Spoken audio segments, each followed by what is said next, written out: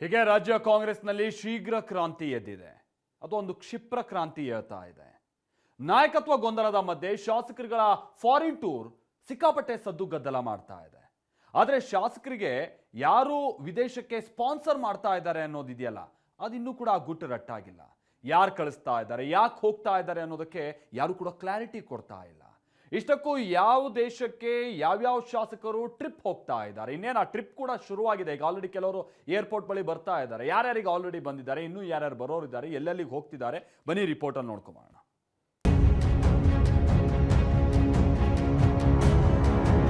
ರಾಜ್ಯ ಕಾಂಗ್ರೆಸ್ನಲ್ಲಿ ನಾಯಕತ್ವ ಬದಲಾವಣೆ ಎಂಬ ಚರ್ಚೆ ಗೊಂದಲಮಯವಾಗಿದೆ.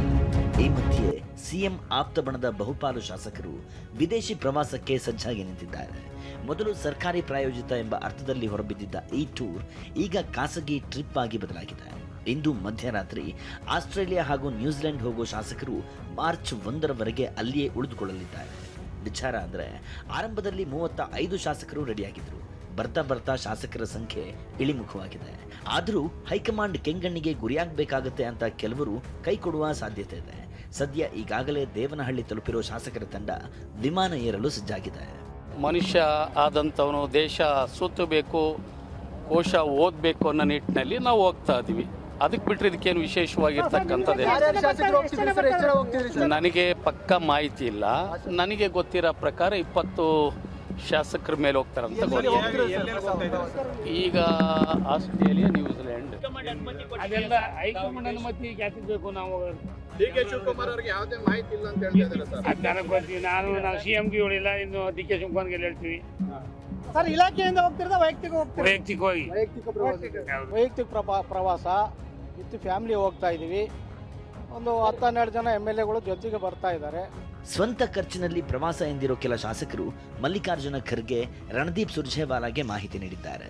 ಯಾಕೆ ಟೂರ್ ಹೋಗ್ತಿದ್ದೇವೆ, ಯಾರ್ಯಾರು ಹೋಗ್ತಿದ್ದಾರೆ ಅನ್ನೋ ಮಾಹಿತಿ ನೀಡಿದ್ದಾರೆ. ಅವರು ಏನೇ ಮಾಹಿತಿ ನೀಡಿದ್ರು ಖಾಸಗಿ ಟೂರ್ ಈಗ ಪೊಲಿಟಿಕಲ್ ಟೂರ್ ಎನ್ನುವ ರೀತಿ ಬಿಂಬಿತವಾಗಿದೆ. ಯಾಕಂದ್ರೆ ಪಶು ಸಂಗೋಪನಾ ಸಚಿವ ಕೆ ವೆಂಕಟೇಶ್ ನೇತೃತ್ವದಲ್ಲೇ ಪ್ರವಾಸ ಹೊರಟಿದ್ದಾರೆ ಎನ್ನಲಾಗಿತ್ತು. ಆದರೆ ಈ ಬಗ್ಗೆ ಪ್ರತಿಕ್ರಿಯಿಸಿರೋ ವೆಂಕಟೇಶ್, ನಾನು ಫಾರಿನ್ಗೆ ಹೋಗ್ತಾ ಇಲ್ಲ ಅಂದಿದ್ದಾರೆ. ಶಾಸಕರನ್ನ ಫಾರಿನ್ಗೆ ಕಳಿಸೋಕೆ ನಾನೇನು CM ಆಗ್ಬೇಕಾ ಅಂತ ಪ್ರಶ್ನಿಸಿದ್ದಾರೆ.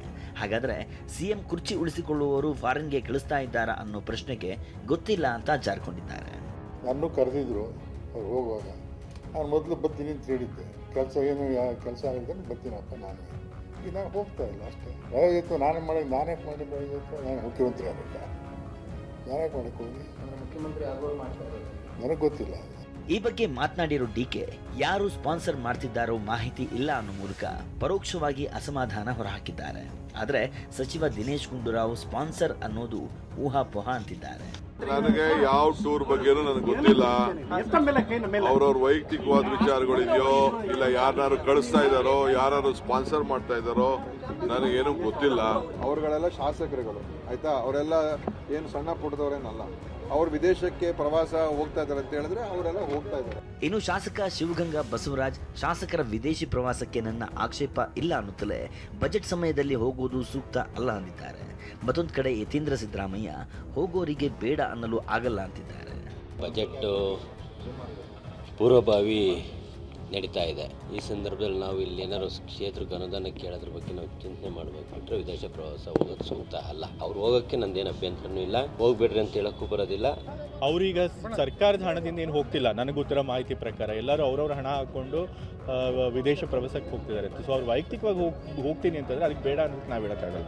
ಇದೇ ರೀತಿ ಶಾಸಕ ಇಕ್ಬಾಲ್ ಹುಸೇನ್, KN ರಾಜಣ್ಣ ಏನ್ ಹೇಳಿದ್ರು ಕೇಳಿ. ನನಗೆ ರಾಮನಗರನೇ ಫಾರಿನ್. ನಾನು ಬೆಳಗ್ಗೆ ಇಲ್ಲಿ ಬಂದ್ರೇನೆ ನನಗಿಲ್ಲೇ ಎಲ್ಲ ಕಾಣ್ತದೆ. ಭಿನ್ನ ರುಚಿ ಅಂತ ಹೇಳ್ತಾರಲ್ಲ, ಹಾಗೆ ಒಬ್ಬೊಬ್ರು ಒಂದೊಂದು ರೀತಿಯಲ್ಲಿ ನೋಡ್ತಾರೆ. ನಾಯಕತ್ವ ಅನ್ನೋ ಬೆಂಕಿಯಲ್ಲಿ ದಗದಗಸ್ತಿರೋ ಕೈಮನೆಯಲ್ಲಿ ಈಗ ಶಾಸಕರ ಫಾರಿನ್ ಟ್ರಿಪ್ ಬೇರೆಯದ್ದೇ ಗಾಳಿ ಬೀಸ್ತಿದೆ.